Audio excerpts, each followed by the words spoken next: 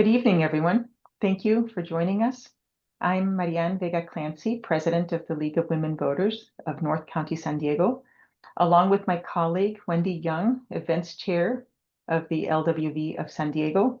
I would like to welcome you this evening, presented by the two leagues of San Diego County. Would you like to say anything? Hello and welcome. Before we begin today, it's important to remember the enduring role of the League of Women Voters in our democracy. The League is a nonpartisan grassroots organization that has been working since 1920 to empower voters and defend democracy. We never support or oppose a candidate or political party, but we do hold elected officials accountable, and we encourage transparency and responsiveness across all levels of government. And we do work and advocate on issues of concern to our members and to the public. Today's presentation is an example of this work. To learn more about upcoming meetings and events, please go to our respective websites, lwvsandiego.org and lwvncsd.org.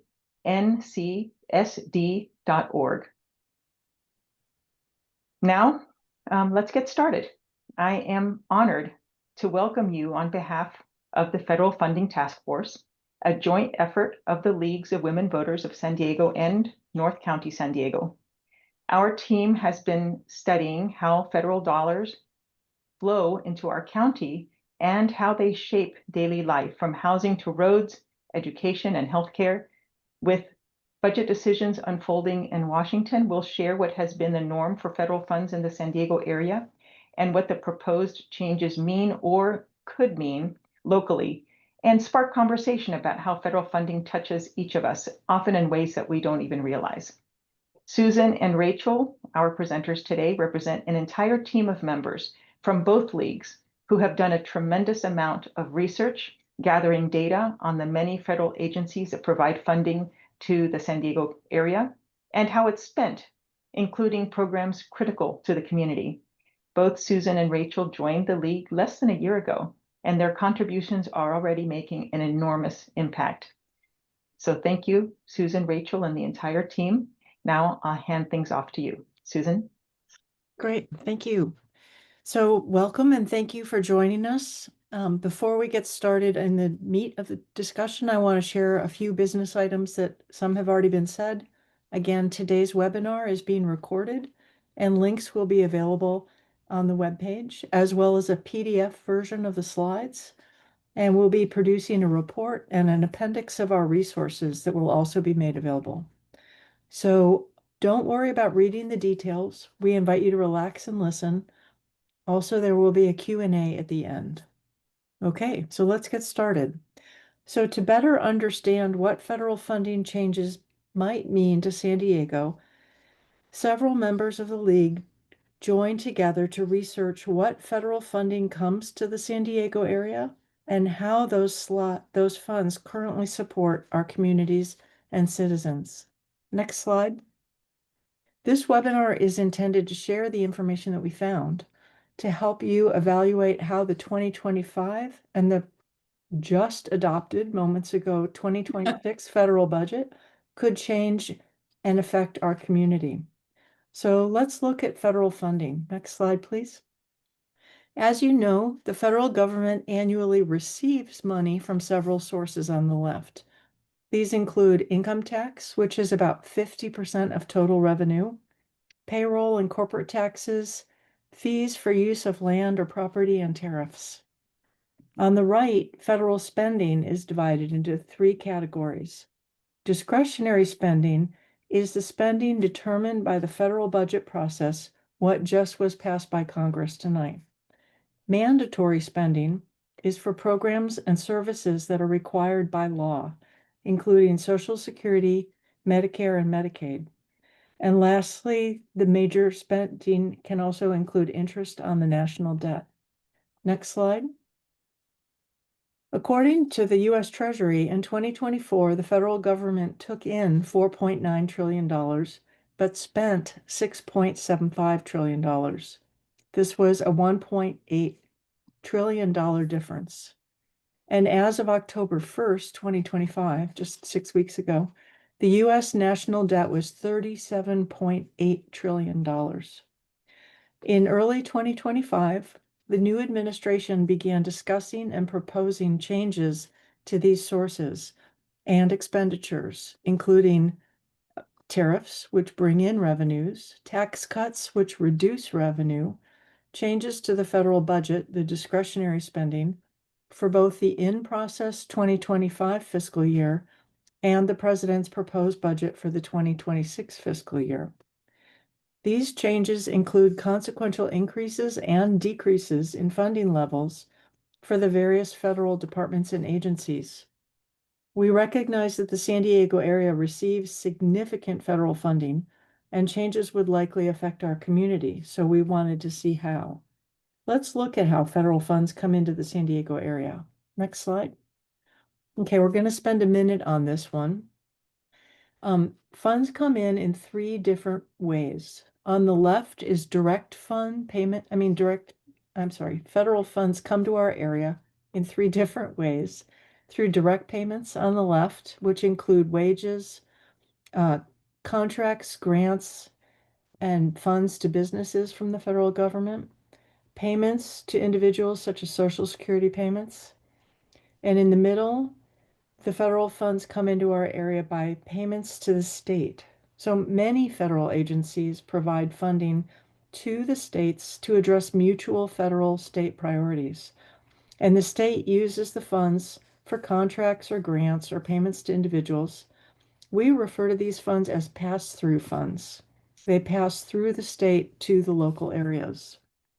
Additionally, there's payments to local governments. So federal agencies can provide funds to cities, counties, tribes, or special districts.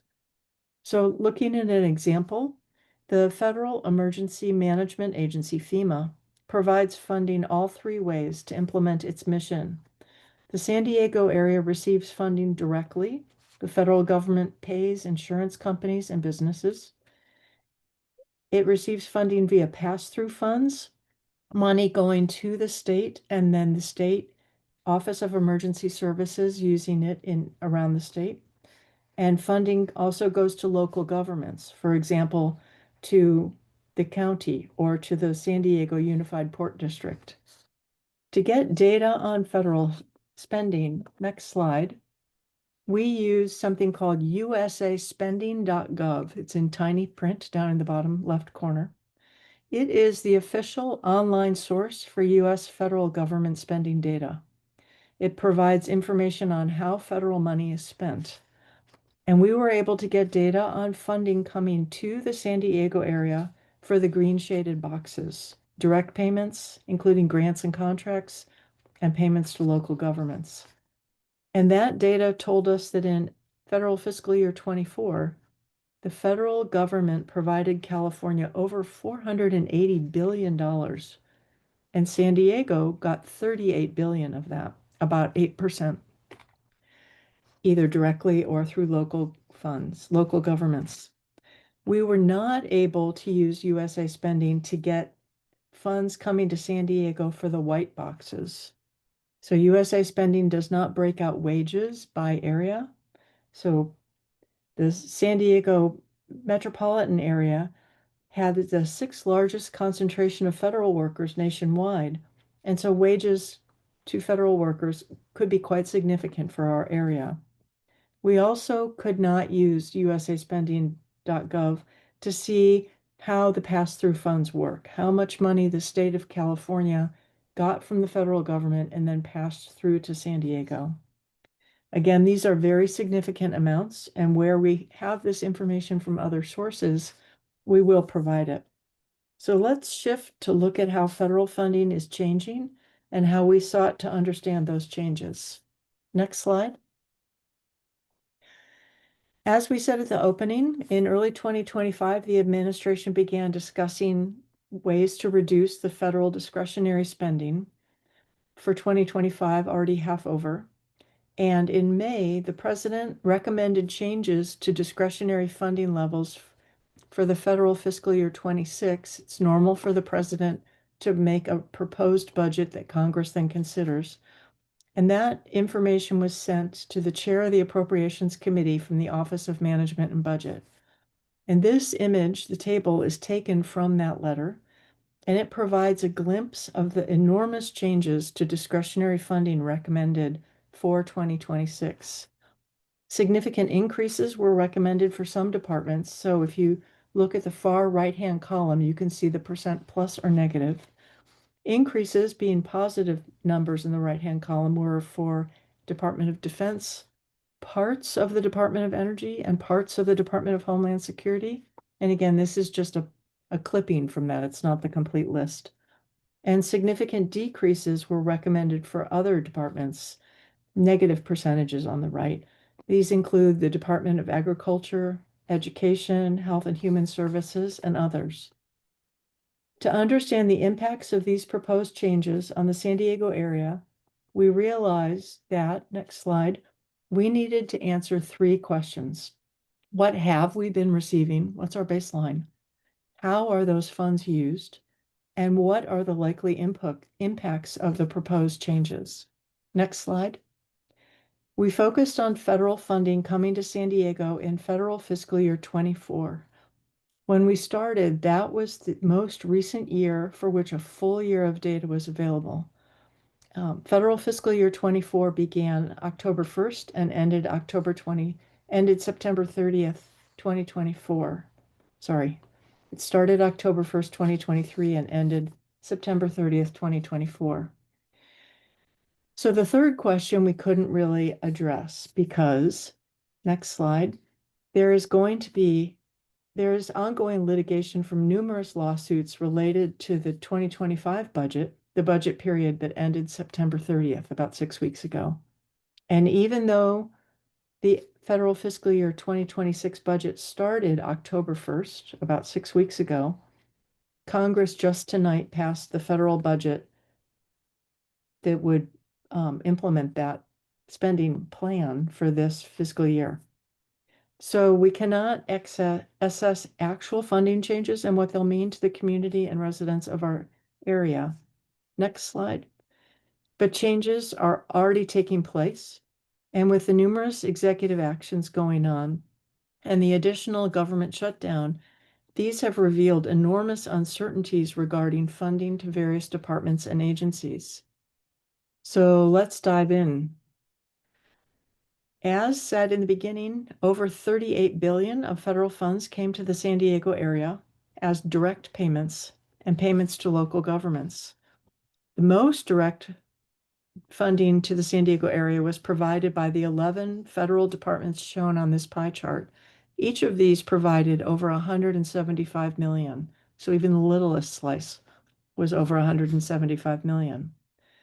So for the rest of this presentation, we're going to look briefly at each of these 11 agencies, how much funding they brought to our area, and how those funds contribute to our community and our residents.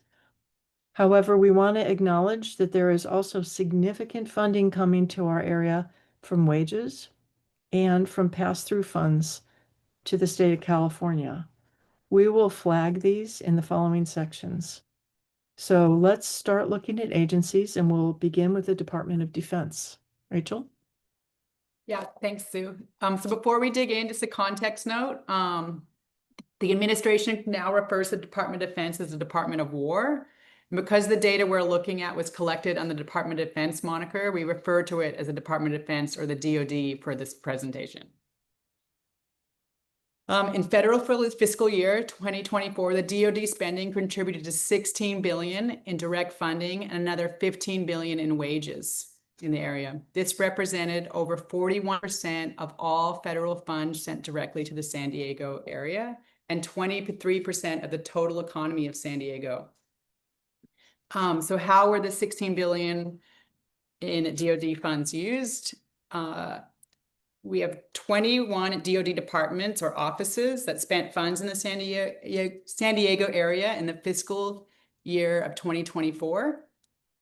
Of those 21 agencies, 12 spent over $10 million in the San Diego area. They are shown here on this pie chart, those 12. The Navy, which includes the Marine Corps, the Air Force, and the Army account for over 85% of DoD funds coming directly into the San Diego area. That's over 14 billion in total. Spending by DoD contributed billions to industry and businesses in the area. The DoD contracted with over 2,600 businesses, funded research, and contributed to school districts in military-connected communities. This DoD spending provides income to many active military and civilian workers, all spending in our communities.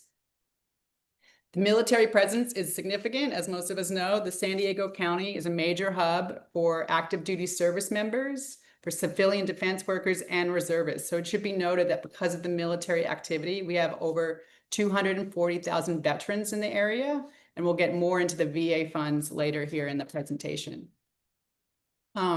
So overall, DoD spending has enormous influence in the area and our economy and our communities. The military presence supported in one way or another 24% of San Diego area's 2024 labor force. That's almost 1 in 4 jobs in the area. So now we're going to move on to the Social Security Administration. Sue. Okay, so next slide, please. So in general, the Social Security Administration provides benefits when citizens work at a job that pays into the Social Security Fund and then become eligible with a life qualifying event for them or a family member that puts them into one of the 5 categories in the blue-gray dots at the bottom. Social Security then provides monthly benefits to those qualified persons, such as persons with disabilities, older adults who have little or no income or resources, as well as the older portion of our population. Next slide. In 2024, over $12.3 billion came from Social Security into the San Diego economy, going directly to individuals. Social Security payments are one of the largest sources of federal funds to the San Diego area, and while there is a small amount of discretionary funding to administer the fund, almost all of Social Security is non-discretionary spending addressed by the annual federal budget, but it is mandatory spending required by law and coming from a separate fund that's financed through payroll taxes paid by employees and employers. The Social Security Fund has been mentioned in recommendations for changes to federal spending and to help address the national debt, so we include it here. How does this money benefit our community? Next slide, please. 16% of San Diego area population received Social Security benefits in 2024. This is slightly below the national average of 18.6%.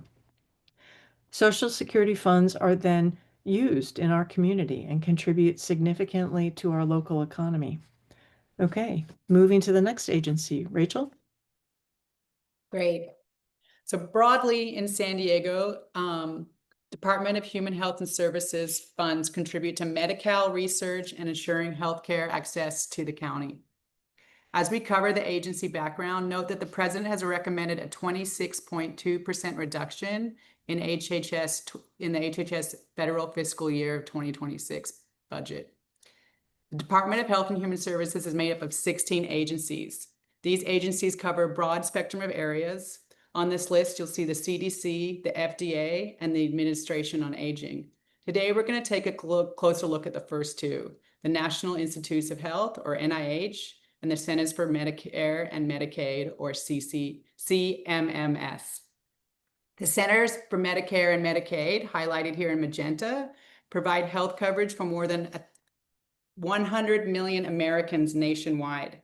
This coverage comes through programs like Medicare, Medicaid, Children's Health Insurance Program, also known as CHIP, and the Health Insurance Marketplace. These are mandatory spending programs funded by dedicated trust funds and are not part of the annual federal budget appropriations. However, taken together, they are among the largest sources of funds to the San Diego area and are often mentioned as sources of spending cuts. So we included them here in this analysis. Let's look more closely at Health and Human Services and particularly the Centers for Medicare and Medicaid funds. Most of the CMMS funds are different in three ways. They predominantly are pass-through funds opposed to direct funding. They are mandatory spending, including Medicare and Medicaid, and they represent enormous funding levels similar to the DoD and the SSA. Over 80% of the money from federal government to California was for HHS programs. The $12.8 billion that San Diego received for Medi-Cal in 2024 was pass-through funds from the state, originating as Medicaid funds, excuse me. The Medicaid is Medi-Cal in California. California's Medicaid program is called Medi-Cal. Medi-Cal and CHIP, the Children's Health Insurance Program, have the largest share of federal funding for HHS programs. While direct funding is a much smaller amount than the pass-through funds for social services we were just looking at, the HHS 16 sub-agencies still brought $2.3 billion in federal funding directly into the San Diego area. This is not including wages or pass-through funds. The two HHS sub-agencies providing the most direct funds in the San Diego area were the National Institute of Health and the Centers for Medicare and Medicaid Services. 90% of CMMS, which is $541 million, supports the implementation of Medicare, Medi-Cal, and CHIP programs in the area. Let's look at these two sub-agencies, starting with the Centers for Medicare and Medicaid Services. Because Medicare and Medicaid are so significant providing care and are some of the largest sources of federal funds to the San Diego area, we're going to take a deeper look.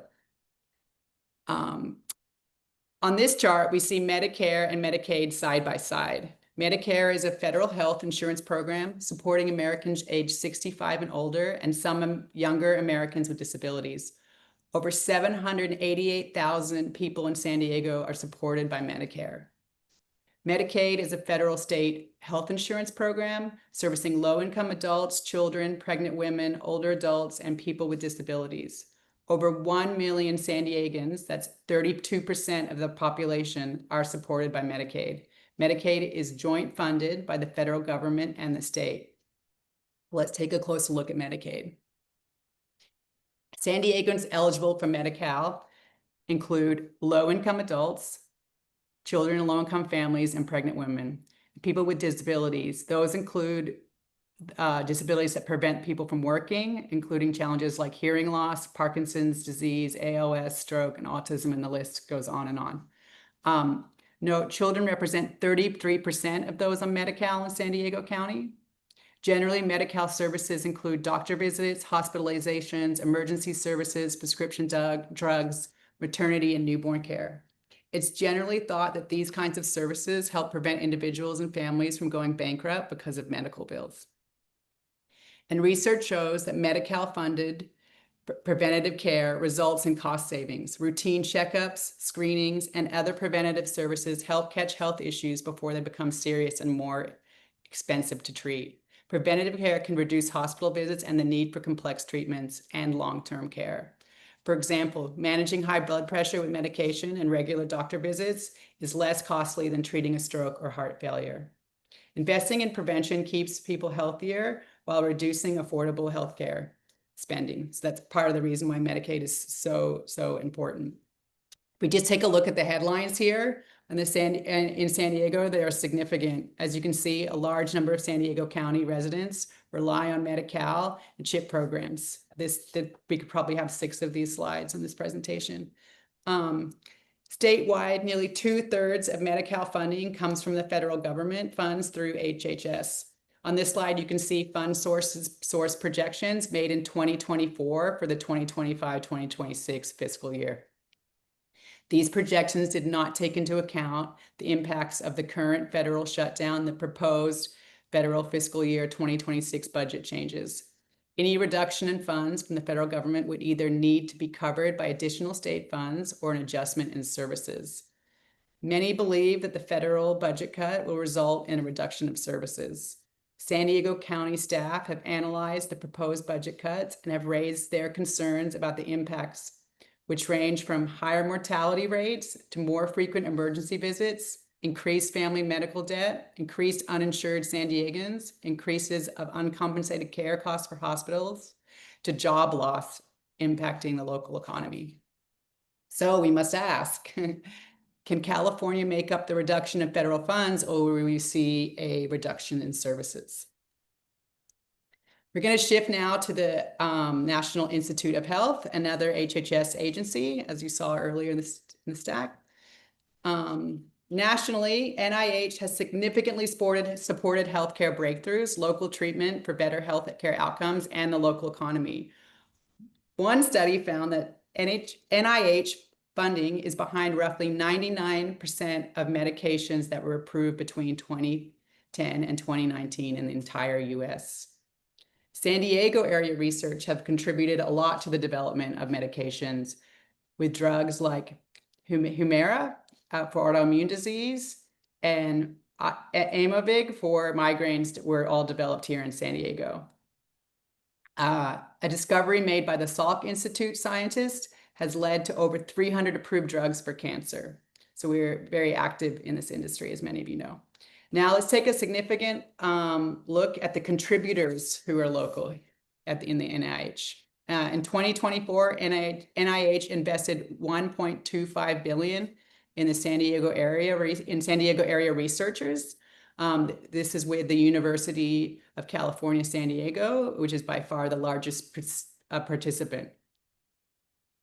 You can see all the agencies here on the chart. UC San Diego was also the largest employer, headquartered in San Diego County with over 41,000 employees. Altogether, these entities employed more than 63,000 people and educated more than 84,000 students locally. And so you may be wondering, what do these researchers do? There are many institutes within the NIH. This graph shows the institutes that provided more than $10 million in funding to the San Diego area researchers and the amount paid. This was in 2024. The National Institutes on Allergies and Infectious Diseases, Aging, and Cancer provided the most funding to the San Diego area. You'll see those are the top three here on this chart. And as a reminder, the president has proposed reducing the Department of Health and Human Services budget by 26.2%. If applied evenly, that would be just $133 million in reductions to the top two institutes on this list here alone. So with that, we're going to move on to the next agency, Sue. Great, thanks, Rachel. So we're going to talk about the Department of Veteran Affairs, and I just want to acknowledge our veterans and note that yesterday was Veterans Day to honor all of those who served in our military. Next slide. So there are 240,000 veterans in the San Diego area, and they represent 6% of our area population. Sadly, they also represent 16% of the housing insecure. All vets are eligible for VA services or benefits, and it's estimated that over half of the vets in our area are receiving benefits. So how do federal funds from the VA support our veterans? VA funding over $3 billion in 2024 largely supports programs for veterans and their families. The largest program at the top of this table accounted for 75% of the VA funding coming into the area for veterans compensation for service-connected disability program. In addition to these programs down at the bottom, the VA contracts with many local businesses for building and maintaining VA facilities, including the hospitals and facility operations and support services, everything from landscaping to dining services. That spending came to over $325 million in fiscal year 24, and it was over 10% of the total VA funds that came to San Diego area.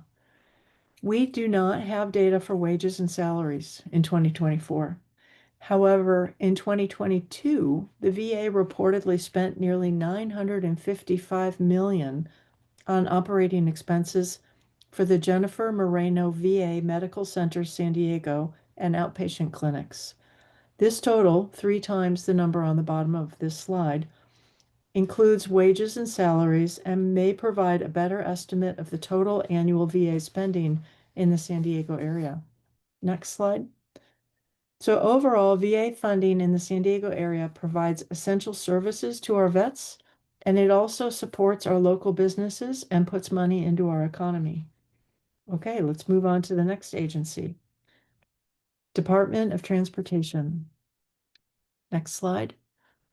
So the Department of Transportation has 7 sub-agencies that provide funding to the San Diego area in 2024. and these support our planes, trains, and automobiles and our maritime. The Federal Highway Administration funding accounted for over 90% of Department of Transportation funding to our area, and the Federal Aviation Administration was the second largest at 8%. Next slide. So what did the Federal Highway Administration do? They provided funds to several local governments to do surface transportation block grant programs and provide funding for congestion mitigation and air quality improvement, national highway performance, carbon reductions, and transportation alternatives. The Federal Aviation Administration provided ongoing funds to the San Diego Airport expansion and funds to our other regional airports. So the DOT provides critical funding to support our regional transportation systems, and the President's recommendations for changes to discretionary funding for 2026 included a net increase of 5% to DOT. However, DOT funding associated with the Infrastructure Investment and Jobs Act, that was proposed for 11% reductions. So we do not know how DOT funding to the San Diego area might be impacted. So shifting to our next agency, Rachel. Great, thanks, Sue. HUD. Here are the main areas that HUD covers in the San Diego area. As you can see, it is a major contributor to housing assistance for people in the region. We're currently in a housing crisis, and there are three core parts to this crisis. You have the unit shortage, the affordability issues, and homelessness. Some additional context around affordability challenges. A home buyer would need a household income of $247,000 a year to purchase a median priced home and not have the house payment be more than 30% of their income.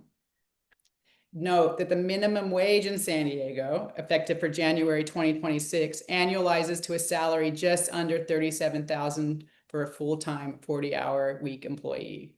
So that's a little bit more on the why we have affordability challenge in the middle here. In the San Diego area, we have over 80,000 people in subsidized housing. And we're going to look at how HUD's direct funds come into the county. There's two programs providing the most funding in the area. One is the Section 8 Housing Choice Vouchers and Project-Based Rental Assistance. Now we're going to look at how these support San Diego. Individuals receive support from HUD in two ways, through the Section 8 Housing Voucher and Rental Assistance loans. And then HUD also offers federal loans and programs to support construction for new housing. So what are the proposed changes for HUD funding? The President's recommendations for changes to discretionary funding levels for the federal fiscal year 2026 include a decrease of 43% from the 2025 federal levels. While we do not know how this will be implemented, it is likely to have a significant impact on programs in the San Diego area and potentially put at risk the housing for thousands of San Diego residents. And with that, we're going to move on from HUD and housing to the next department. Sue? Okay, Department of Homeland Security. So 10 Homeland Security sub-agencies fund work in the San Diego area. Many of us are not aware that Homeland Security includes the Transportation Security Administration, TSA, at the airport, and FEMA, the Federal Emergency Management Agency, along with Immigration and Customs Enforcement, Customs and Border Protection, and others. Next slide. In 2024, there were 5 agencies that each expended over $30 million in the San Diego area. Those are shown colored in the text on the right. Nearly 75% of the $619 million in Homeland Security funds to San Diego went to TSA and FEMA. So let's look at those. For TSA, 44% of the total funding was for TSA, and 98% of that was for aviation screening, equipment, operation, and maintenance. Next slide. FEMA provided over $240 million. That's 39% of DHS funding to the area. Also shown in green, 18% was for Immigration and Customs Enforcement, But let's go back to FEMA. What do the FEMA funds do? Next slide. You may recall that in January of 2024, we had a severe storm that caused flooding in San Diego. It was referred to as the 2024 San Diego Severe Storm and Flooding Event. It was a declared major disaster area by the federal government. 94% of the FEMA funds in 2024 was used to help prepare for and address extreme events, including the disaster relief funds for that event, including flood insurance payments, shelter and services, and public assistance. Wrapping up this section, we have seen that the Department of Homeland Security sub-agencies provide a variety of services to our area. The president's recommended changes for the 2026 budget included a 69% increase, and that was significantly going to be for sub-agencies such as Immigration and Customs Enforcement, but it also included a 30% decrease for FEMA funds to address disaster relief and wildfire suppression. Okay, now transitioning to our next agency, Rachel. Department of Education. The Department of Education funding supports San Diego's early development and students from preschool through college, especially those from low-income and underserved communities. These funds broadly provide instruction, special education, and financial aid. So who goes to school in the San Diego area? As you can see here, 53% of our 465,000 K through 12 students we have in the county are socioeconomically disadvantaged. 1 in 6 students are English learners, and almost 15.9% of San Diego's county students have a disability that receives support from federal funds. Disability categories for our students range from deaf and blind kids to traumatic brain injury to autism, and then specific learning disabilities and more. And then we have on the right financial aid for students after high school.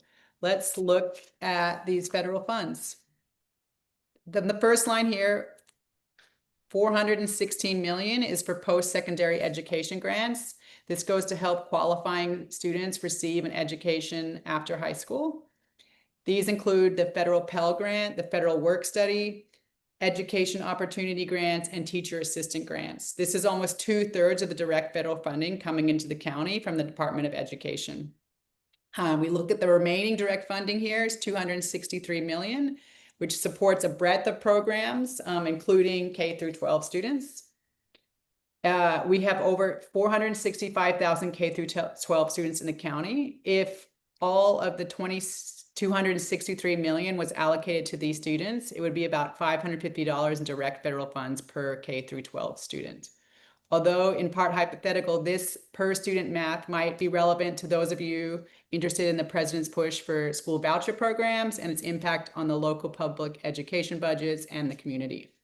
The president's proposal for 2026 fiscal year has a 15% reduction in the Department of Education budget. That was a 15, sorry for my misspoke.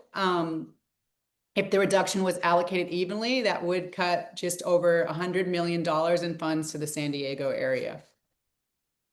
As the status and implementation of the budget progresses, the context we have here is that the federal funds locally have been supporting post-high school students with financial aid, and our over 465,000 K through 12 students with teacher education, and the socioeconomically disadvantaged students, English learners, and students with disabilities. And now we're going to move on to the National Science Foundation. Sue. Great, thanks, Rachel. So the NSF, National Science Foundation, provided funding to San Diego researchers working in 11 areas of research.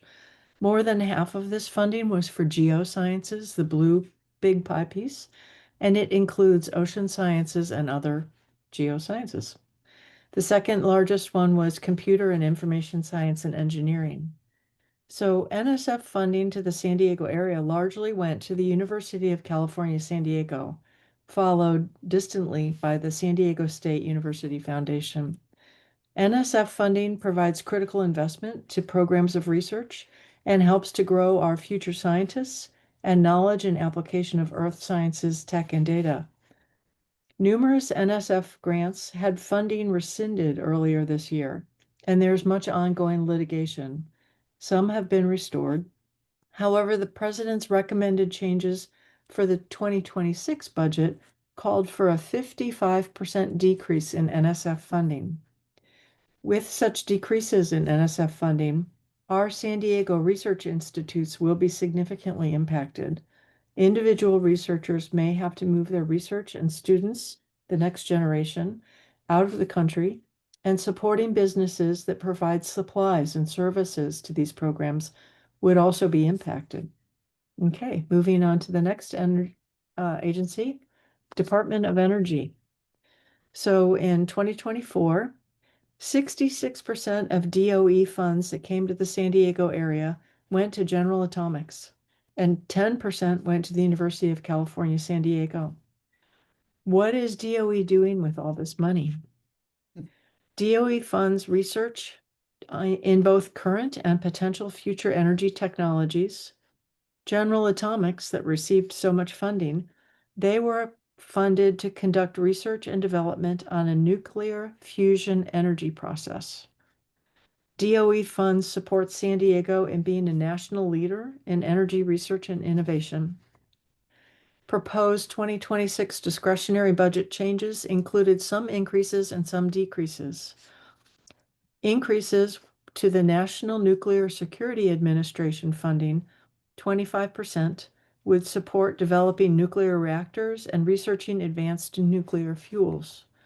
And other DOE funding lines would be reduced by over 18%, cutting non-essential research on nuclear energy and cutting carbon dioxide removal and other technologies. It's not clear how these proposed changes would affect jobs and infrastructure currently supported by DOE funding. Okay, transitioning to the last agency we're going to discuss. Rachel? Yes, the Department of Agriculture. The USDA's primary San Diego line items in the 2024 federal fiscal year were just supporting programs that get fresh foods to local residents. Part of these programs supported the local economy by working with local farmers. The USDA also supported agriculture and forest management, also known as fire suppression work, in our area. The $172 million that the USDA agencies injected into the San Diego area is approximately 1% of all federal funds in the region in 2024, excluding pass-through funds and wages.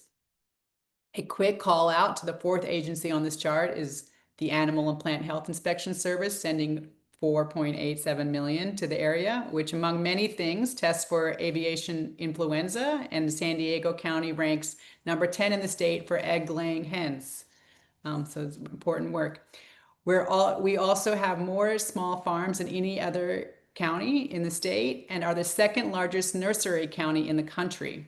So who is supported locally by the USDA funds? USDA funds, the Food and Nutrition Service provides 400,000 residents with food security. That's 12%, more than 1 in 10 people in the San Diego area. To help build perspective, this 400,000 number is $283 per year per person in the San Diego area. And it's in direct funds from the Food and Nutrition Service. So let's take a closer look at who else receives direct funds. Of those 400,000 people, we have 130,000 children and 100,000 seniors. Looking at the Forest Service, the President's proposed budget for the 2026 includes consolidating and unifying the federal wildlife fire responsibilities into a single new federal wildland fire service at the Department of the Interior, including transferring agriculture's current wildfire and management resources and responsibilities. And with over 5,000 farms, you can see that how significant agriculture is in the county. This 1.8 billion in annual revenue commodities looks to be supported by about 14 million in services from the different USDA agencies. And there is interconnectivity within with budget impacts, as we have 35 local farms with meaningful contracts at risk if they are cut to the food and nutrition program.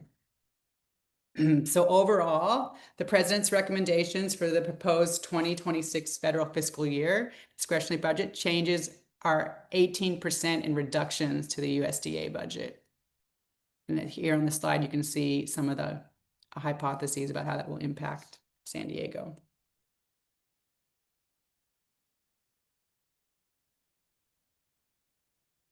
Okay, in closing, today our objective has been to identify what federal funds have been coming into our community, and two, to start to understand how these funds currently service our local community in the San Diego area. We did this by looking at as many resources as we could for the federal fiscal year of 2024. And our ultimate objective is number 3 here, to enable you to evaluate and understand budget changes and the potential pros and cons of those changes. So let's look at point 3 further.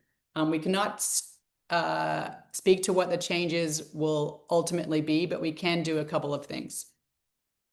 We can look at what the proposed top level changes with a better understanding of how the federal funds enter the community. I'm just going to note here that these are the changes that were recommended, Sue help me, as by the president back in 2025 for the 2026 budget, and they don't take into account anything that's happened today in those recommendations. So these are the same numbers you saw proposed in the May 2025 Office Management and Budget Letter. Okay, as you can see, the Department of Defense receives by far the most funding and is getting an increase, with the total 2026 discretionary ask for the Department of Defense coming in at $961.6 billion. Other departments are harder to see, so we're going to zoom in more closely and look at them at the 200 billion scale, which right now we're at the trillion scale. So here you can see that there were significant increases and decreases proposed. Let's also note we are not talking about the spending changes that occurred during the shutdown. We're talking about the budget changes for the 2026 fiscal year that were proposed by the president. Okay, so we're going to zoom back out here to our trillion scale. And we are just looking at the departments of the ones that we looked at today, the top 11 in the county that have increases. We have the Department of Defense, or Department of War, the Department of Homeland Security, the Department of Veterans Affairs, and the Department of Transportation. Although we can see that the president has proposed increases, we don't know how these increases would be applied across sub-agencies or across our county. For example, Homeland Security is proposed for a net increase, but within Homeland Security, there are increases currently proposed for Immigration and Customs Enforcement, but yet significant decreases proposed for FEMA, as Sue was talking about earlier. Here we're looking at the decreases to the departments, of the ones that we looked at today, the 11 biggest ones in San Diego County. We have the Department of Health and Human Services, which is Medicare and Medi-Cal, Department of Housing and Urban Development, Department of Education, the National Science Foundation, Department of Energy, and the Department of Agriculture. Additionally, there are rumblings that the mandatory portion of the funding for the Social Security Administration and the Medicare and Medicaid could have reductions. Okay. In summary, we've provided a baseline of the federal funds that have been coming into the area and how those funds have supported our communities and our citizens. We presented the proposed changes for the federal fiscal year of 2026, just in the few previous slides.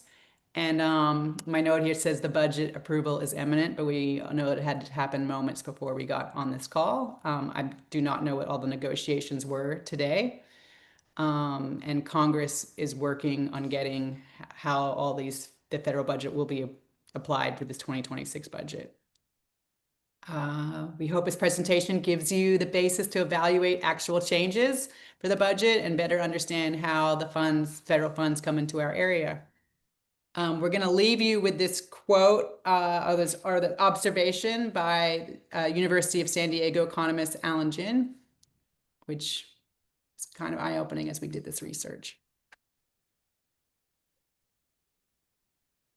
I just want to thank everyone for coming today and for their time, and a big shout out to all the volunteers on the call that contributed copious amounts of time to the research that made this presentation possible. Sue and I are just the mouthpieces. And you're welcome to download this presentation or any part of it. There are links to the webinar recording, as well as a PDF version of the slides, and a report and appendix of resources will also be made available on both leagues' websites. That's lwvncsd.org and lwvsd.org. And now we're going to open it up for Q&A. So if you haven't already typed in a question, you can do so at the Q&A button at the bottom of your screen. And I'm going to hand it over. Let's have a look to see what we have. Okay, so we haven't got too many questions yet. I just have two. If you have a question, type it into the Q&A box, please.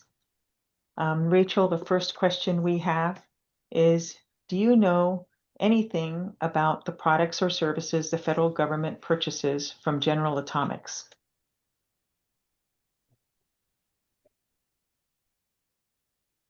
Sue, Can I? yeah, I see you nodding, Sue. Go ahead. Yeah, I was just going to say, I think I shared during the presentation that according to usaspending.gov, the General Atomics funding, the very significant amount of funding, was for the nuclear fusion fuel research. You can go into USA Spending and you can actually see what each contract is for and the payments, the incremental yearly payments. So that particular one was for that nuclear fusion, and I see Anne on. Anne, do you want to add to that? I do.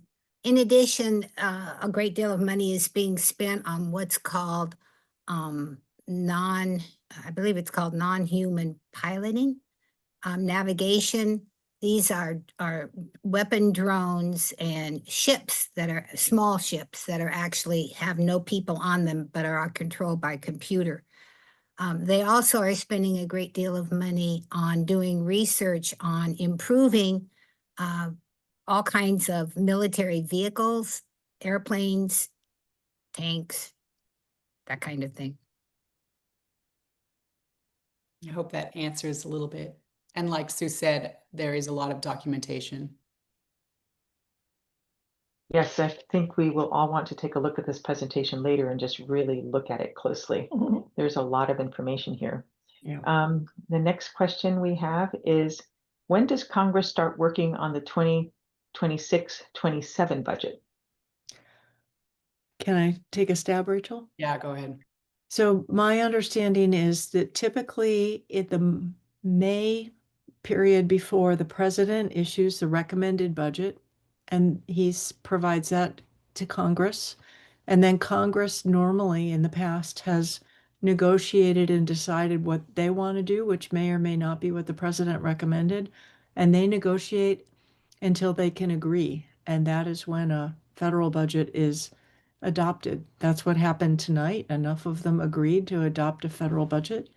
And sometimes that budget will provide money to an agency, but then there is a process with the Office of Management and Budget and the agency to go back and forth on how that money is going to be spent by the agency in question. So it begins quite a bit before the fiscal year starts. And it's been a long time since we had a federal budget approved before the start of the federal fiscal year on October 1st. So tonight's approval might set a recent earliness record. We have another question. And this question, Rachel, if you would punt it to the appropriate person. Any idea of the unemployment insurance costs that the state will face due to all of the layoffs when grants, jobs, and funding goes away? That is a phenomenal question. I don't think we have a way to see that. In part because we can't tell how the funds are going to be applied individually to the budget, so we can't tell how employees will be impacted.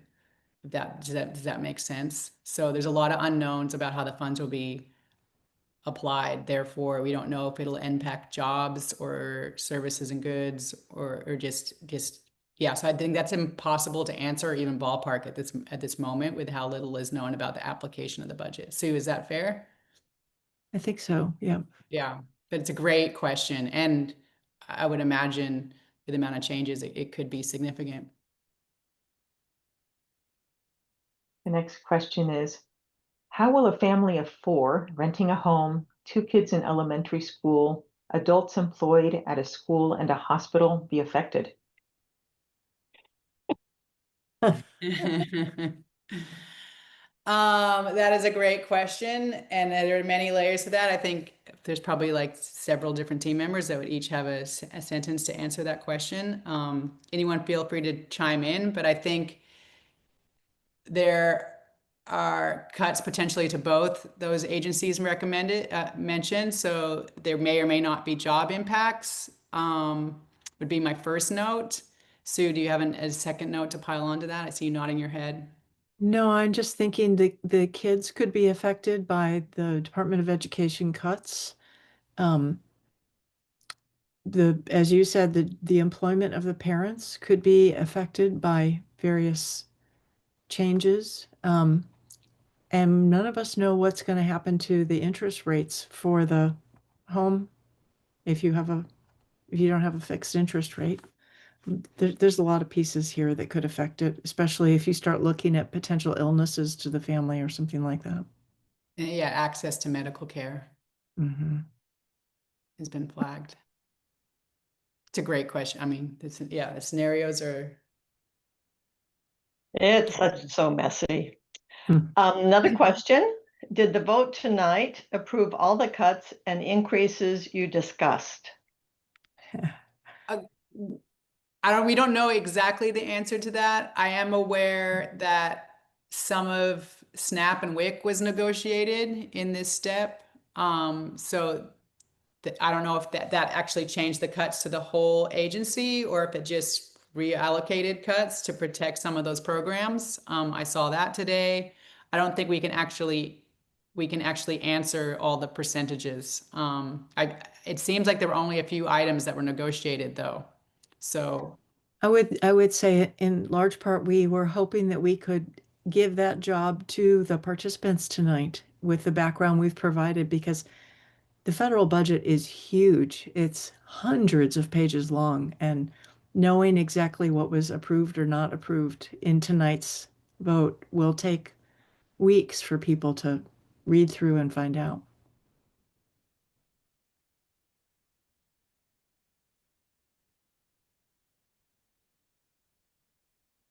I'd like to add something. As we have done this project, it has become clearer and clearer that one of the areas where we can use this study, it's not really a league study, it's more of a project. But one of the ways that we can use this is to help communities educate themselves on how the government, the federal government, affects them, and use that to evaluate candidates for congressional office. I think there's a real opportunity using this type of information on what the government does, because the funding is, or at least was, in the hands of Congress in the old days, and then the president would approve or disapprove, and they dicker around and decide what to do. But it seems to me that League could use this as a voter service tool in a way and help voters evaluate candidates' readiness to be a congressional candidate. I mean, I think it takes a great deal of knowledge in order to understand the budget, much less decide how, what kind of money you're going to request for your particular district. So that's my 2 bits about what I think we should be doing in the future with this information. It is a lot of information. We do have another question that came in. And that question is, I noticed that Data Elevate LLC was one of the top receivers from the person thought it was NSF. So that's National Science whatever it is. Foundation. Yeah, they could be mistaken. They looked it up and it's a marketing solutions company. They thought it was really strange. That would be on slide 67. Is that right? Jill, did you have any comment on that? I am actually in USA.gov looking up that grant right now. So I know we mentioned in this webinar that, we can all do that. That's right. So I am searching for that myself. I double checked the slide and it is to that organization, that LLC. If you give me a couple minutes, I can actually add some details and the link to that specific grant or contract in the Q&A. Thank you. We have a So- request to put up the final slide with the quote again when you can. Go away.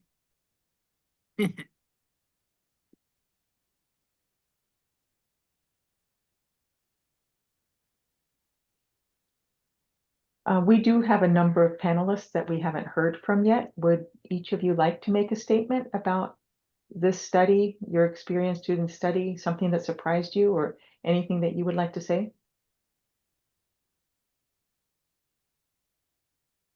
Posey?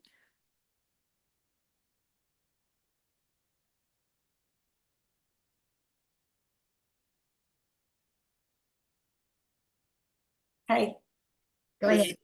Being anonymous. I think, I definitely was the probably least involved in this whole thing, but what I found, particularly when I looked up what was happening with the Department of Agriculture and, and specifically with the SNAP and WIC funds, there was a lot of emotional feelings about just how dependent we are on those funds, from the federal government. And especially when they were stopped during the shutoff, that was hugely eye-opening. And I agree with Anne that it is important to know more about how we depend on the federal government when we choose the people to represent us. So I do agree with that. Jill, do you have an answer for us yet? Might take her a minute. Not yet. I'm still looking through. In the meantime, I can actually share the website for the organization. That's a great idea. Yeah, where they acknowledge NSF funding on the website to kind of give you a sense of what the organization does. I'm sharing it in the Q&A. Our attendees cannot see the Q&A. I think Neil can post that to the, Neil, can you post that to Oh, the? perfect. Yeah, I'll share it in the chat with you, Neil, and then you can Thank you. share it with the participants. Rachel, would you mind putting this slide up that shows the 2025 versus 2026 for all the agencies at the $1 trillion level?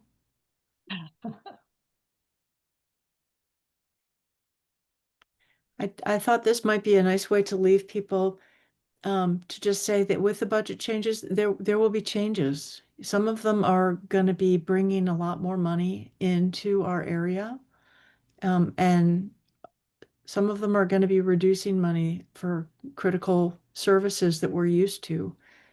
It will change the shape of what is receiving funding and how that funding goes into our community and what services are less available or more available.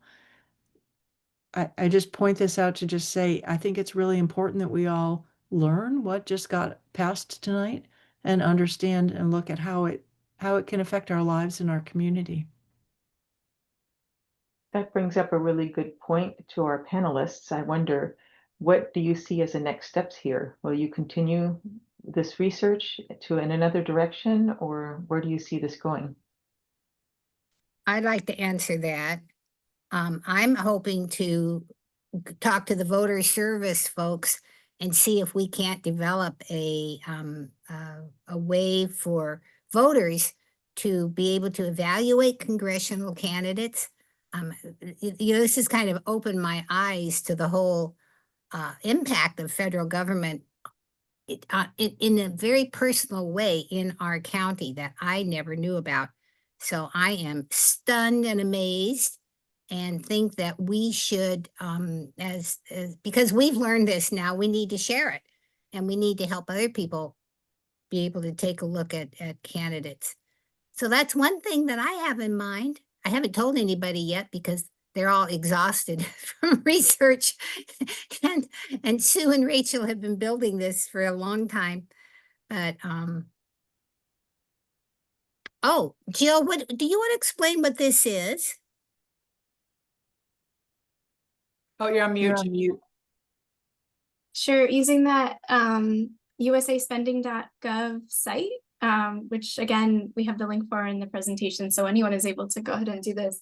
I was able to track down this grant to this organization, Data Elevate LLC, and it was a grant from the National Science Foundation, awarded to them in 2024, related to STEM education. And the title of this grant is Broadening Participation of Women Veterans in the STEM Workforce Through Service Learning.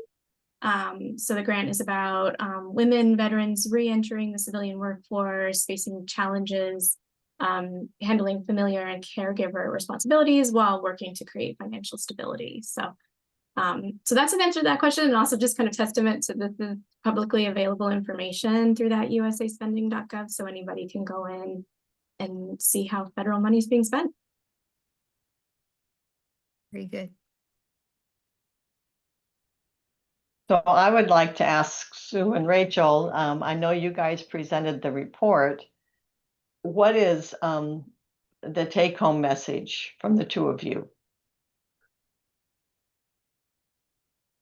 Christy too. Sure, I'll go first. I think for me personally, it was just learning so much about how the federal government not only provides services for those in need and that how many are actually in need in our economically disadvantaged in the San Diego area is just massive. I mean, you saw it was almost like half of our students in the school system. So that was pretty eye-opening. Then on the flip side of the coin, just how much the federal government has stoked the economy from a private sector point of view. And because of all the science research that goes on in the area, because of the Department of Defense, and just it's kind of like a vital heartbeat on both sides, on the supporting those in needs, and then on also on the creating jobs and innovation in the area. It was pretty daunting was my takeaway on both sides.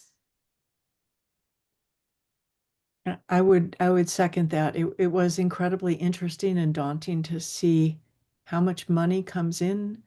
And again, we did not capture all of the money that the federal government gives to the state of California, to agencies in the state that they then redistribute, which is a huge amount. But without a usaspending.gov for California, we couldn't really track that money through the California budget. But just reiterating the point I made with the slide that's showing is changes are coming. Things are going to shift. Some aspects of our community are going to get more funding and some are going to get less, and we're going to need to be aware, be adaptive.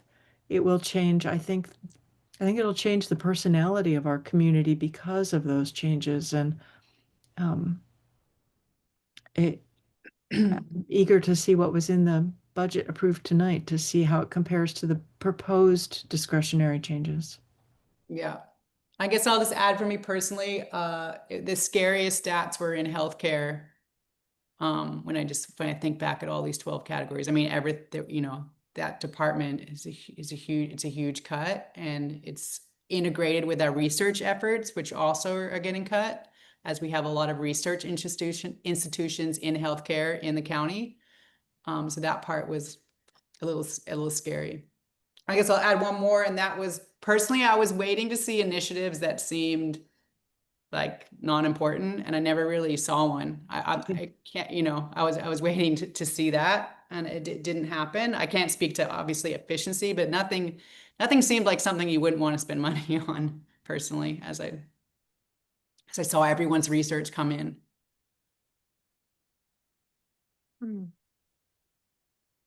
Okay, any final words, anyone? Anne, Posey? Thank you for everyone's work and for those who came tonight. Then Yes. then I guess we can wrap up tonight's program. I want to express my deep thanks to our panelists for sharing your expertise and your perspectives. A very, very special thank you to the entire Joint Task Force. Some of them are not here on camera, but they spent many, many hours of careful research and analysis that made this presentation possible. So on behalf of the League of Women Voters of San Diego and North County, San Diego, thank you to all of our attendees tonight. The League believes that democracy works best when we are informed and engaged. Tonight, we took a step forward in our mission to empower voters and strengthen our community through dialogue, education, and advocacy. So thank you so much for joining us. A recording of this webinar will be available in a few days via our websites at lwvsandiego.org and lwvncsd.org. And that will include the PowerPoint presentation as well. If you'd like to submit questions, we will find a way of getting those answered. So don't hesitate to email me at president@lwvncsd.org, and I will forward those. And also president@lwvsandiego.org. And the full report will be coming out in a couple of weeks. Thank you, everyone, and good night. Thank you. Thank you. Thank you.